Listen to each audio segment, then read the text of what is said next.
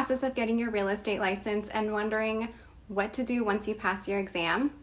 Today we're going to talk about 6 tips we wish we knew when we got into real estate and what it takes to be a successful real estate agent in 2021. The first thing you'll need to do is join a brokerage. When someone becomes a real estate agent, they have to hang their license in the office of a local real estate broker. That broker is usually called a managing broker, and that person oversees all the agents in the office. This protects you, and it also protects your clients, because imagine being a new agent and you have to figure everything out yourself, and there was nobody around to really check over your contracts that you're writing up. It could be a disaster. Right. So your first year, your managing broker is going to double check every contract you write up to make sure that you're staying compliant and keeping your clients protected. But you shouldn't sign with just any brokerage until you do some homework and look at your options.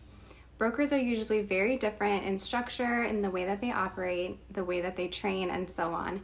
So you need to make sure you're choosing an office you like and will be a good fit for you.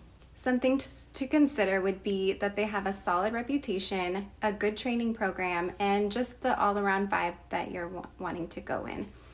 The only way you really know for sure it will be a good fit is by going in and checking out as many as you need to until you find one that you think is right. Another thing to consider as a new agent is if it's right for you to join a team.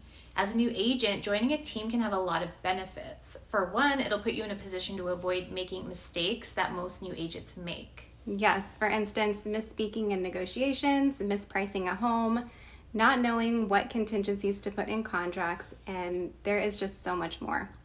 When you first come into real estate, everything is new and there's a lot to learn. So much to learn.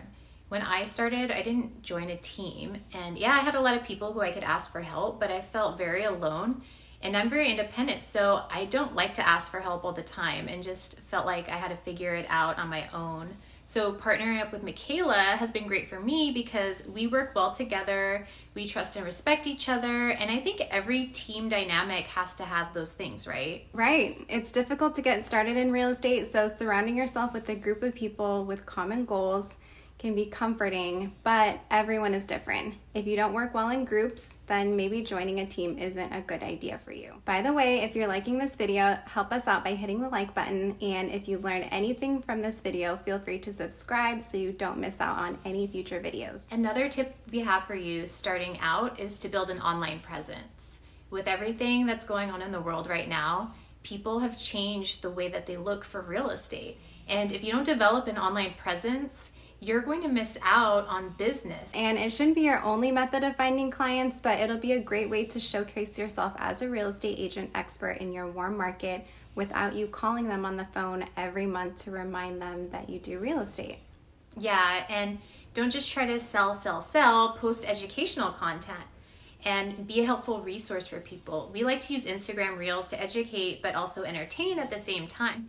And that leads us to our next tip: don't just focus on selling.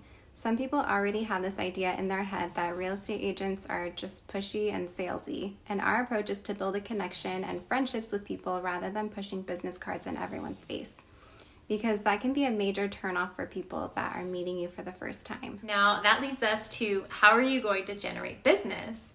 Expand your sphere. So when deciding how you're going to generate business as a real estate agent, you need to choose specific lead sources, keeping in mind that each one is going to require some combination of time, money, and energy. Whether you decide that it's cold calling, open houses, digital advertising, or things like that, choose what works for you and your schedule. If it's not in your schedule, it's not happening. And I can't stress that enough. Time management is so important. This is your business, and you need to set a daily schedule for yourself to stay on track. Consistency is key. One thing to add to your is studying your market. You need to know your market in and out, and the more time you spend studying the market inside your MLS, the more confidently you can speak with prospects and clients. Exactly. Most agents don't spend enough time really getting to know their market. You'll want to study things like new listings coming on the market, new pendings, new sales, expired listings. Invest time by making this part of your everyday morning routine, then you'll automatically know the trends in your marketplace. And if you've been considering getting your license, we hope that this video is helpful for you. And share this video with your friend who's been thinking about a career in real estate. And as always, if you learned something, help us out by smashing the like button. Thanks for watching, and we'll see you in the next video.